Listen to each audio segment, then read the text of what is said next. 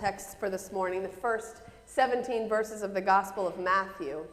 I think once I begin, you'll see why I felt it unkind to leave this to Doug alone. So here is the genealogy of Jesus as told by Matthew. Listen to these words of Scripture and hear in them also the Spirit speak. An account of the genealogy of Jesus, the Messiah, the son of David, the son of Abraham.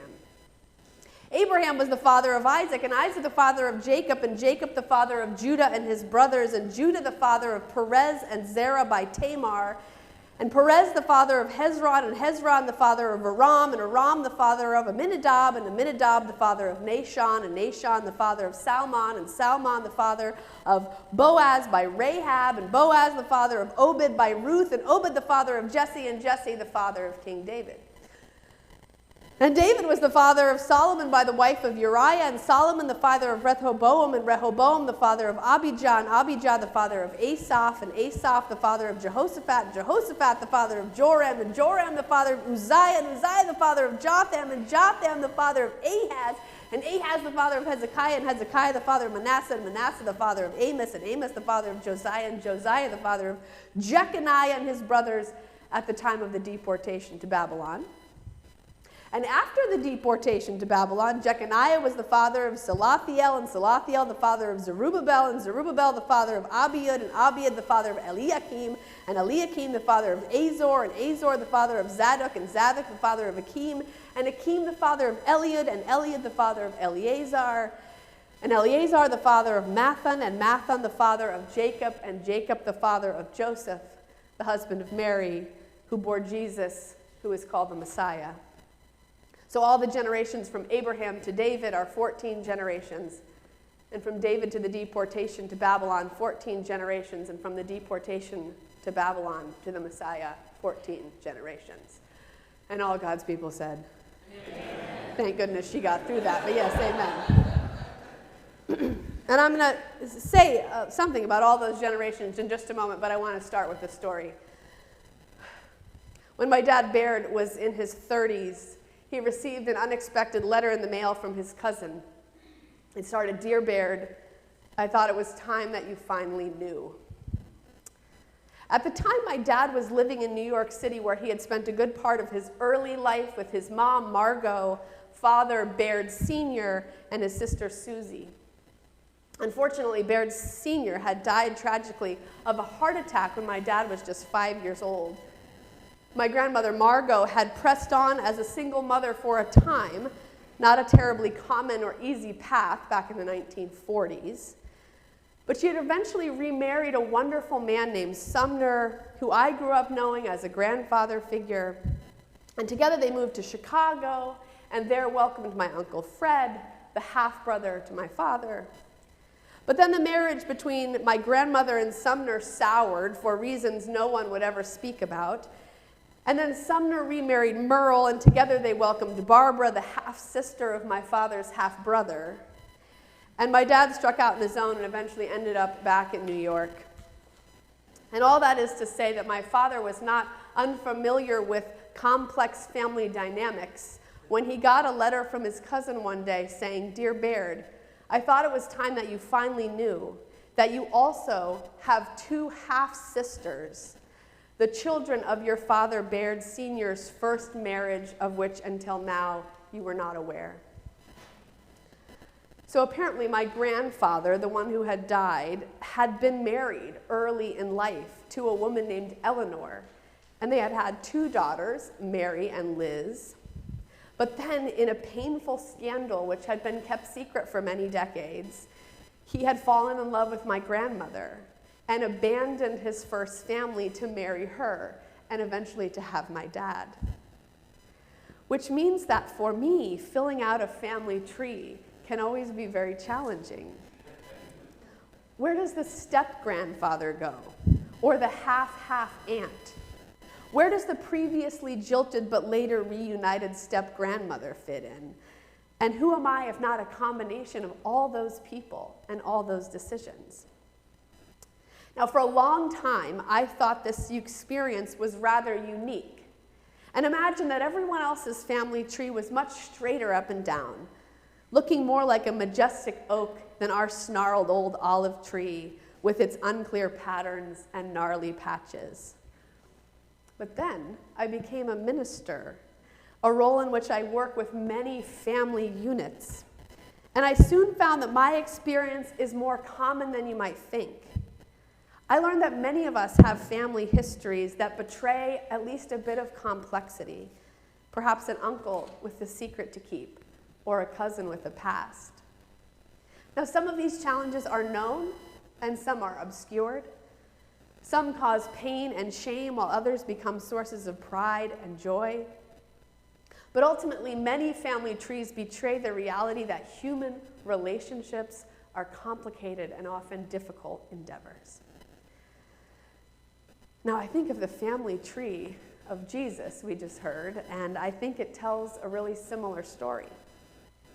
But let me stop here for just a moment and tell you that not everyone in every church gets to hear this part of the gospel that I just read to you. It is not anywhere in the lectionary, and even most non-lectionary preachers find it sort of a dry and daunting selection, especially in this sparkly and happy time of Advent, Christmas. So you right now are actually having a unique experience, which I hope you will tell your friends about, right? Today, my pastor made us listen to a long and obscure genealogy. I hope you'll come to church one of these Sundays during the holiday.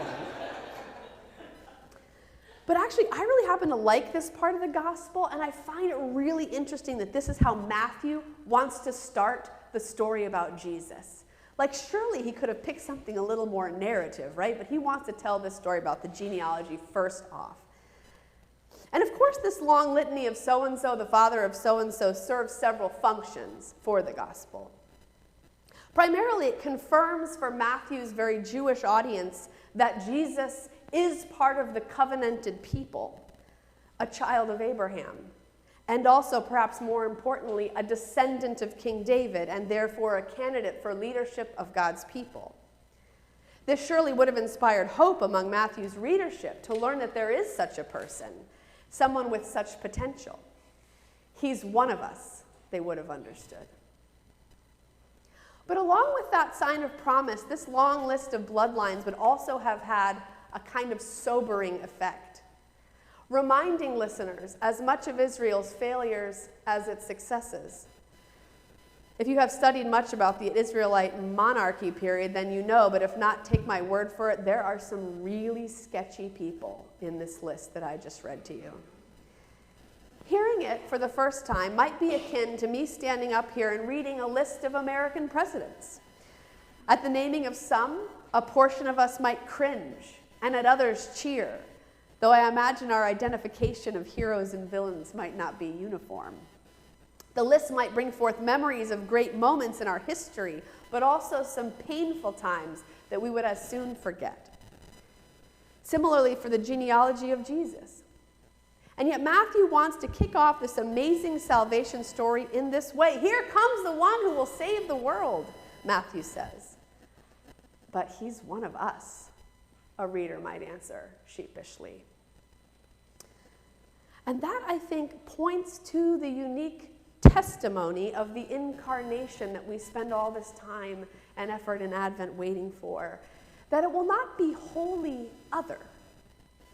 That despite reports of virgin births and star-shone shepherds, Jesus' coming will not be some sort of supergalactic intrusion from another world. His identity and his ministry will be born in this world and of this world. Perfection emerged from imperfection, light from darkness, beauty from ugliness, and joy from despair. He was and is one of us. And to me, that speaks to a certain sort of hope, not only about his arrival, but also about our own journey of transformation. Because it means that the potential for change is already here. It means that the raw material of our salvation is not only our highest hopes and our most heroic moments, but also our imperfections, our uncertainties, and our mistakes, as much as we allow them to come to light and to be visited by God's Spirit. Transformation is possible. That's what this story is saying. Newness is possible, not outside of our reality, but actually within it. You hear him say that transformation is possible, and you say, Matthew, but we're a mess down here. Haven't you noticed? We've got betrayal and uncertainty and violence and hatred. And he says, you think you've got it bad. We've got guys who killed all 6 of their brothers and others who slept with their daughters-in-law and kings that desecrated everything we knew that was holy. And yet still, in all that, in it, God was at work. And out of all that, God brought this word of life that is hope for us today. And for me, even though I know this story rather well by now, that's still such a fresh and inspiring idea. And an invitation into a different way of relating to our past and our present and our future. Because to me, it sounds like encouragement to dig into this world, to dig in with each other, to look for traces of God's activity in our past, and to find ways to actively co-create with God in this moment. Which is often kind of the opposite of what we tend to do in times of difficulty. Have you ever noticed this?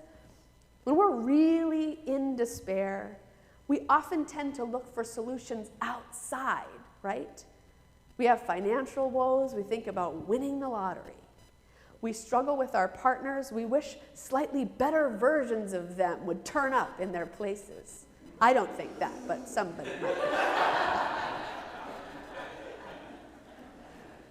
We find difficulty in our work or lack of it, and we're searching for more idealistic opportunities online. But that's not really the invitation that's in this genealogy. The good news in this story is that our salvation comes from deeper within the reality of the need for salvation. You want salvation? Then look to the stars. But know that they will direct your attention right back down here to earth, right back down here into the messy and filthy ordinariness of life, to find here the Almighty who is dwelling with us. And it may take time, yes, and it must be midwifed by those with love and hope in mind. But yes, what we imagine and wait for and hope for can and will be born right in the middle of the circumstances that give us that need for hope and waiting. I want to tell you that by the time I came along, late into my parents' lives, I knew little of the drama which had formed the shape of our family tree as I understood it. I only came to understand it later when I started to be curious about how it was that our family came together. All I knew was that as a child, when we came around the table, there was my Uncle Fred and my 2 loving aunts, Liz and Mary, who for years had been growing a relationship with my dad. There were cousins of all sorts and many grandparent-type figures. My dad's mother, Margot, my dad's stepdad, Sumner, Sumner's 3rd wife, my step-grandmother, Natri, even Eleanor, who no one could really explain to me, who was the mother of my aunts Liz and Mary, the 1st wife of my paternal grandfather. To this day, those of us that remain still get together regularly, even though what binds most of us at this point is love rather than genetics. We did have a history that was forged in struggle, but the fruit was love. And I think that's what we're waiting for in Advent. A rose brought forth from the thorns, blooming in our midst. Love fruiting not in an idealized, beautiful, otherworldly tree, but on the twisted vines of our very real existence. And so we look with hope toward the weeks ahead and toward the story unfolding in and amongst us. Offer these words in the name of the God who created, redeemed, and sustained us always. Amen.